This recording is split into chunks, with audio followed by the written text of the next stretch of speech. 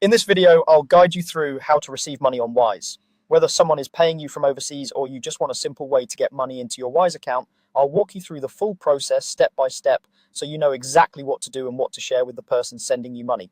First, open your browser and go to the Wise website by typing wise.com into the address bar and pressing enter.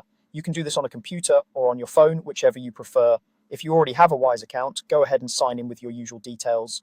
If you're not logged in, you won't be able to see your account balances or receive details, so make sure you're fully signed in before moving on. Once you're in your account, look for the option that says Add Money.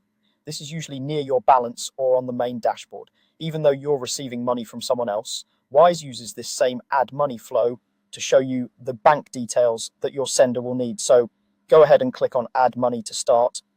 Next, you'll be asked to enter the amount, type in how much money you're expecting to receive. This doesn't lock you in, and the exact amount the sender transfers can still vary, but it's helpful to put in the expected figure so Wise can estimate fees and timelines if needed. Take a moment to double check the number so there are no surprises later on. After entering the amount, you'll need to select the currency. This is really important because it determines which local account details Wise will show you. For example, if someone is sending you US dollars from a US bank, you'll want to choose USD. If they're sending euros from a European bank account, choose EUR and so on. Selecting the correct currency helps avoid conversion fees and reduces the chances of the transfer being delayed or rejected. Once you've chosen the right currency, click Continue to move to the next screen. Now, Wise will display the bank details you'll need to make this transfer. This usually includes things like the account holder name, IBAN or account number, sort code or routing number, and sometimes a reference. Take your time here. Carefully copy these details exactly as they appear. You can copy them to your clipboard and paste them into a message, or write them down if you prefer.